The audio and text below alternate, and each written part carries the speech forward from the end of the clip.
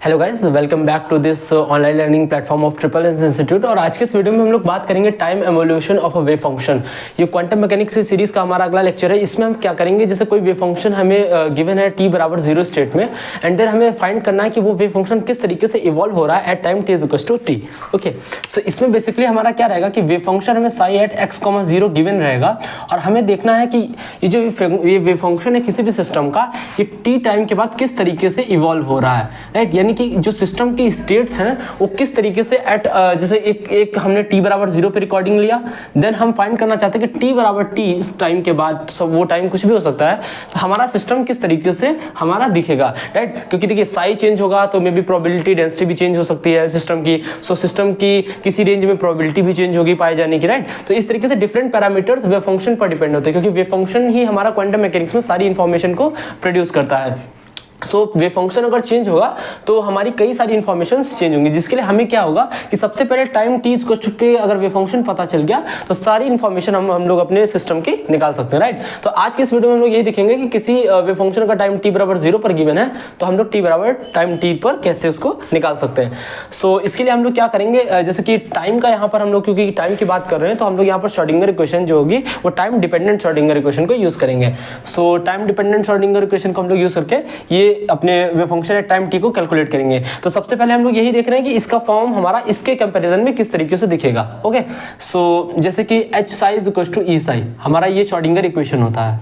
Okay, अब देखिए अगर हम टाइम यहाँ पर देखिए इसको generally time independent Schrodinger equation बोलते हैं, लेकिन अगर हम लोग टाइम डिपेंडेंट श्रोडिंगर इक्वेशन यहाँ पर लिखना चाहते हैं तो इसको इस तरीके से लिखेंगे, तो I H cut and del psi by del T is equal to E psi. So ये इस तरीके से हमारा ये टाइम डिपेंडेंट श्रोडिंगर इक्वेशन हो गया। ओके, इसको बोलते हैं टाइम डिपेंडेंट श्रोडिंगर इक्वेशन। तो अब हम इसे कैसे सॉल्व करेंगे, तो ये हमारा कैसे हो जाएगा, del psi by del T is equal to हमारा क्या हो जाएगा, E psi divided by I H cut. Okay, now अब देखिए यहाँ पर wave function with respect to time हम लोग यहाँ पर डेरिवेटिव कर रहे हैं। अब देखिए हम क्या करेंगे, यहाँ पर वेव फंक्शन साई को इधर लाएंगे और टाइम को हम लोग उधर भेजेंगे। नॉर्मल डिफरेंशियल इक्वेशन जैसे वेरिएबल सेपरेबल हम लोग सॉल्व करते हैं, del psi by psi is equal to क्या हो जाएगा हमारा 1 by I H cut into del T. Okay, अब यहाँ पर हम लोग क्या करेंगे, आई से मल्टीप्लाई डिवाइड अभी कर रहे हैं यहीं पर, तो del psi by psi is equal to कितना हो जाएगा हमारा minus I by H cut N into del T, और ये ई मिस हो गया यहाँ पर तो ई भी रहेगा। ओके, ई। ओके, ये हो गया हमारा फॉर्मेट। अब हम क्या करेंगे, दोनों तरफ इंटीग्रेशन करेंगे। So del psi by psi is equal to minus का आई E by H cut into del T. अब देखिए हम क्या करें, टाइम यहाँ पर 0 था, 0 से टाइम t तक हमारा जा रहा है, तो टाइम हमारा 0 से t, और वेव फंक्शन एट साई 0 पर और साई एट t पर हमें फाइंड आउट करना है। 0 पर हमें पता है और t पर हमें फाइंड आउट करना है। ओके, सो ये हमारा आप देखते हैं कितना हो जाएगा। ओके, सो ये हमारा कितना हो जाएगा यहाँ से, तो डेल साई बाई साई का इंटीग्रेशन हमारा कितना होता है, log Sai. So log Sai, और ये लिमिट हमारी कहाँ से कहाँ तक है, साई 0 से लेकर के साई एट टी तक है। ओके, सिमिलरली हमारा इधर से इंटीग्रेशन हमारा कितना हो जाएगा यहाँ से, माइनस का देखिए आई ई बाई एच कट तो बाहर आ गया है, और टी का डेल टी का कितना हो जाएगा यहाँ पर हमारा टी हो जाएगा, ठीक है, और ये 0 से टी। ओके, तो ये कितना हो जाएगा, L N psi at time T minus L N at psi 0 upper limit minus lower limit, then minus का आई ई बाई एच कट और एट टी माइनस 0। ओके, तो ये कितना हो जाएगा, log M minus log N क्या होता है हमारा, लॉग एम बाई एन। तो कितना हो जाएगा हमारा log psi at T divided by psi at 0 is equal to minus का आई E T divided by H cut. Okay, तो wave function at time T. अब देखिए यहाँ पर एल एन समथिंग बराबर दिस गिवन है, तो समथिंग बराबर ये कितना हो जाएगा, ई की पावर, ये जो आपका ये नेचुरल लॉग है ना, तो ई की पावर इतना हो जाएगा। तो साई टी बाई साई 0 यहाँ से कितना आ जाएगा आपका, साई टी बाई साई 0 यहाँ से कितना आ जाएगा, ई की पावर माइनस का आई E T divided by H cut. तो wave function at time t is to देखिए यहाँ पर हमारा कितना आ जाएगा, wave function at time t is to हो जाएगा wave function at time 0 E का पावर माइनस का आई E T divided by H cut. यानी कि अगर आपको किसी टाइम t बराबर 0 पर वेव फंक्शन गिवन है, दैट मीन्स दिस, तो आप हमें अगर साइड एट टाइम t पर वेव फंक्शन लिखना है तो जस्ट हमें दिस फैक्टर से हम अपने वेव फंक्शन को मल्टीप्लाई करना होगा, e की पावर माइनस का i, और जिस स्टेट में आपकी जो उस स्टेट में जो आपकी एनर्जी गिवन है e into T divided by H cut. इसको अगर और मोर जनरल फॉर्म में लिखना चाहें तो साई 0, इसको लिख सकते हैं हम लोग साई 0 e की पावर माइनस का i E n t divided by H cut. So ये हमारा हो गया वेव फंक्शन। सो इतना आप नोट कर लीजिए, देन हम लोग आगे फर्दर देखते हैं।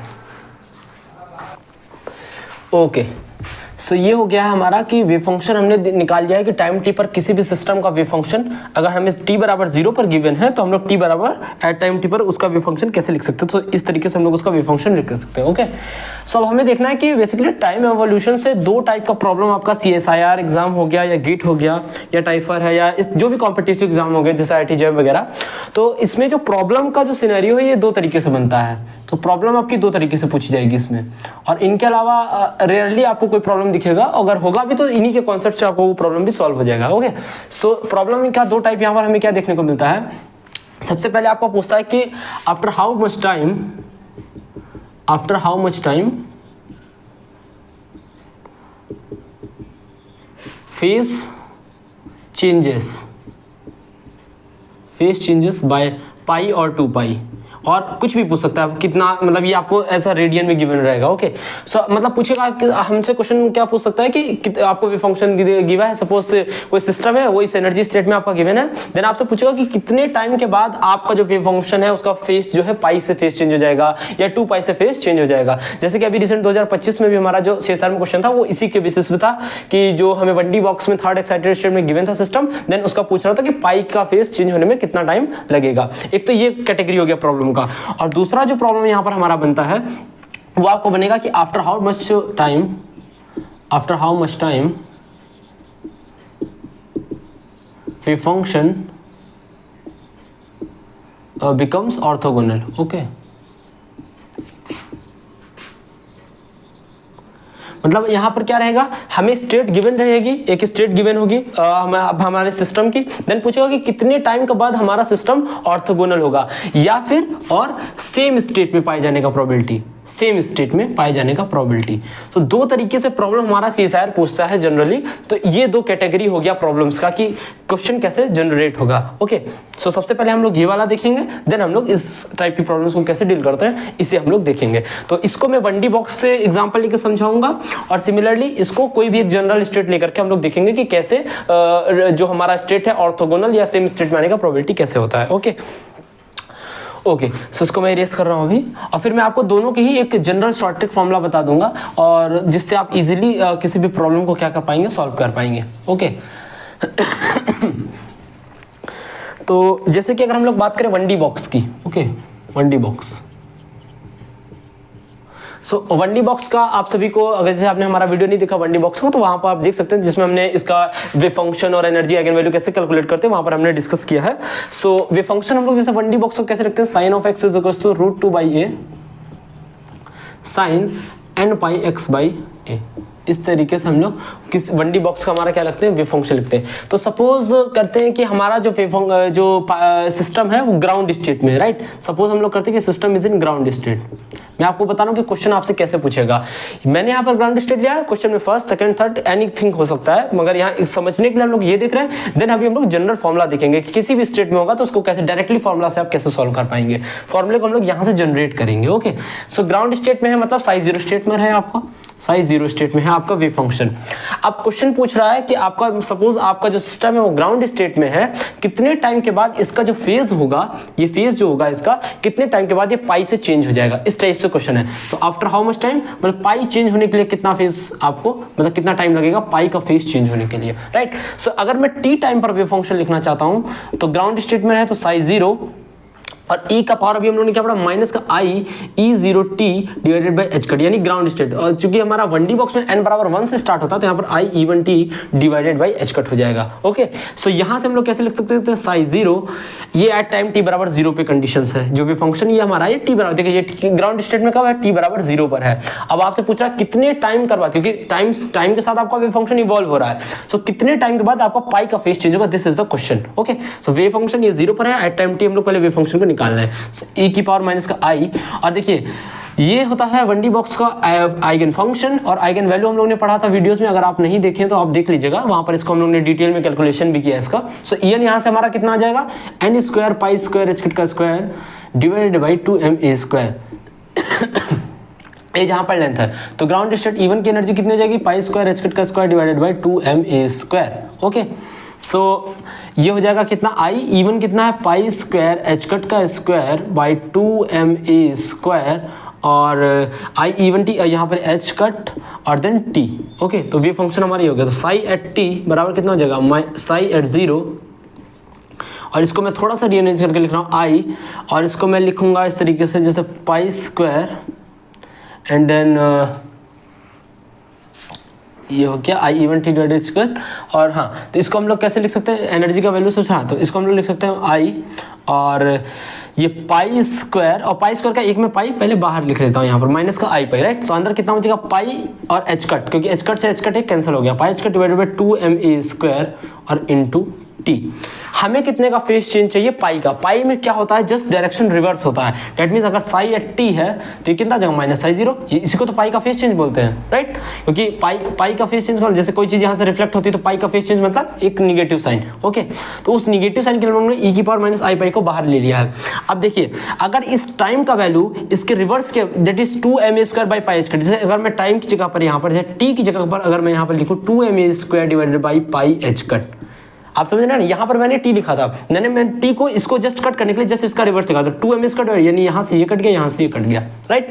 वे फंक्शन हमारा कितना बचा साई एट टी बराबर साई एट 0 ई का पावर माइनस आई पाई। इसका वैल्यू कितना होता है -1, तो बराबर साई 0। तो साई एट टी बराबर कितना हो जाएगा माइनस साई एट 0।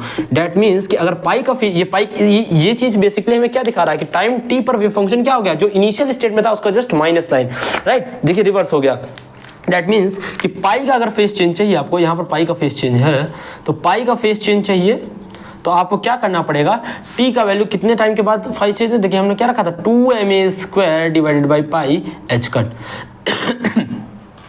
इतने टाइम के बाद हमारा वेव फंक्शन क्या हो जाएगा, पाई के फेज चेंज हो जाएगा। ये 1D बॉक्स है। सेम प्रोसेस आप कोई भी सिस्टम आपको गिवन हो आप इस तरीके से उसको अप्लाई कर सकते हैं। अब हम लोग 1D बॉक्स के लिए दो जनरल फॉर्मूला लिखेंगे कि किसी भी nth स्टेट में हमारा सिस्टम गिवन है तो पाई के फेज चेंज पर और 2 पाई के फेज चेंज पर कैसे वेव फंक्शन कैसे कितने टाइम के बाद फेज चेंज होगा पाई का और 2 पाई का, किसी भी nth स्टेट में अगर सिस्टम हमारा गिवन है। तो इतना आप नोट कर लीजिए, देन हम लोग वो देखते हैं। ओके, सो ये हो गया हमारा। अब देन हम लोग क्या देखेंगे, ये हम लोग ने देखिए एक ग्राउंड स्टेट के लिए जस्ट देखा, हम लोग एक जनरल फॉर्मूला 2 लिखेंगे जिससे आप कोई भी प्रॉब्लम अभी जो रिसेंट में भी पूछा गया आप उसको भी इजीली सॉल्व कर पाएंगे। ओके, सो जैसे कि मान लीजिए कि 1D बॉक्स आपको गिवन है, 1D बॉक्स और nth स्टेट में सिस्टम है, nth स्टेट में एट t बराबर 0, ठीक है। सो अगर आपको पाई का फेज चेंज पूछ रहा है तो टी पाई का मतलब है कि कितने टाइम के बाद पाई का फेज चेंज होगा। सो ये आपका हो जाएगा 2ma square divided by n square pi h cut. Okay, और अगर आपसे 2 पाई का फेज चेंज पूछ रहा है तो जस्ट इसका डबल, क्योंकि पाई के लिए इतना तो 2 पाई के लिए इसका जस्ट डबल, राइट। तो ये हो जाएगा कितना आपका 4ma square divided by n square pi h cut. Okay, ये आपका क्या हो जाएगा, इतने टाइम के बाद आपका जो फंक्शन है वो क्या हो जाएगा ऑर्थोगोनल, यानी सॉरी पाई का फेज चेंज देन 2 पाई का फेज चेंज। जैसे अभी जो रिसेंट 2025 में जहां तक मुझे ध्यान है क्वेश्चन पूछा गया था, सो आपसे पूछ रहा था कि थर्ड एक्साइटेड स्टेट में आपका गिवन है सिस्टम, थर्ड स्टेट में गिवन है आपका, और आपसे क्वेश्चन आई थिंक पूछ रहा था कि पाई का फेज चेंज होने में कितना आपको बेसिकली टाइम लगने वाला है। सो इसके लिए हम लोग क्या करेंगे, तो टी पाई के यहाँ से आप क्वेश्चन एग्जैक्टली देख लीजिए, जहां तक मुझे ध्यान है कि थर्ड में आपका गिवन था और पाई का फेज चेंज का आपसे पूछ रहा है। तो यहाँ पे कितना टाइम लगेगा आपका, तो 2ma स्क्वायर डिवाइडेड बाई 3 का, यहाँ पे n बराबर 3 स्टेट में गिवन है आपका, तो 3 का स्क्वायर 9 पाई एच कट। इस तरीके से आप इजीली क्वेश्चन को क्या कर सकते हैं, सॉल्व कर सकते हैं। तो इस तरीके से हमारा आप क्वेश्चन में एक बार देख लीजिएगा, मे बी जो करेक्शन होगा तो आप उस तरीके से इसको अरेंज भी कर सकते हैं। तो ये एक टाइप का प्रॉब्लम होगा। दूसरा हमारा क्वेश्चन पूछता है कि हमें एक स्टेट में गिवन है कितने टाइम के बाद ऑर्थोगोनल हो जाएगा, ये आप नोट कर लीजिए, देन लोग उसको भी देख लेते हैं। ओके,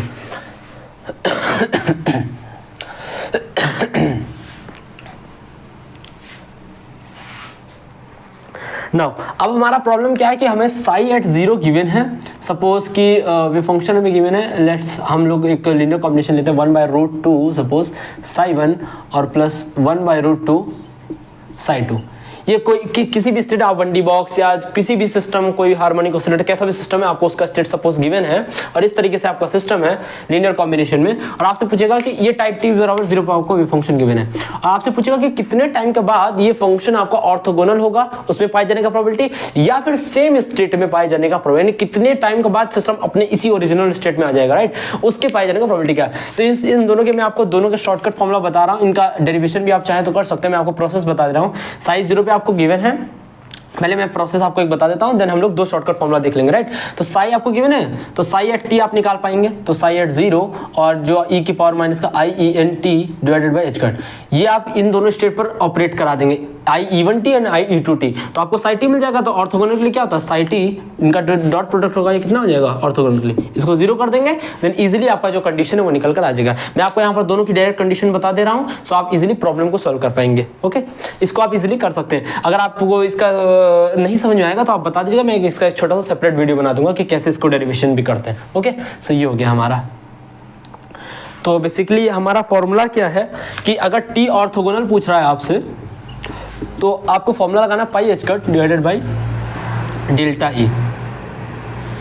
ओके, और ये आपको ध्यान रखना है कि वेव फंक्शन इस फॉर्मेट में आपका होना चाहिए, यानी 1/√2, यानी कि दोनों स्टेट में पाए जाने का जो प्रोबेबिलिटी है वो हाफ हाफ है, राइट। प्रोबेबिलिटी क्या होता है, कोएफिशिएंट का स्क्वायर, यानी 1/2 यानी 50% आपका प्रोबेबिलिटी, तभी आप इस तरीके के फॉर्मूले को लगा सकते हैं। अदरवाइज मैंने आपको जनरल प्रोसीजर बता ही दिया है। ओके, सो और टी सेम क्या होता है, टी सेम पाए जाने का, तो 2 टाइम्स टी ऑर्थोगोनल, तो ये कितना आ जाएगा 2 पाई एच का डिवाइडेड बाई डेल्टा ई। और डेल्टा ई क्या है आपका, डेल्टा ई को बेसिकली हमारा डेल्टा ई यहाँ पर क्या है, E2 माइनस E1, और E2 माइनस E1 क्या है यहाँ पर, E2 यहाँ से आएगा इस स्टेट में एनर्जी, E1 इस स्टेट में। तो इस तरीके से आप टी ऑर्थोगोनल और टी सेम स्टेट में पाए जाने का प्रोबेबिलिटी निकाल सकते हैं। टी ऑर्थोगोनल आपका CSIR में कई बार प्रॉब्लम इस तरीके का पूछ चुका है 1D बॉक्स से रिलेटेड, तो आप इसको भी इजीली आप सॉल्व कर सकते हैं। तो आज की वीडियो में इतना ही रखते हैं, नेक्स्ट वीडियो में हम लोग नेक्स्ट टॉपिक देखेंगे। Till then thank you.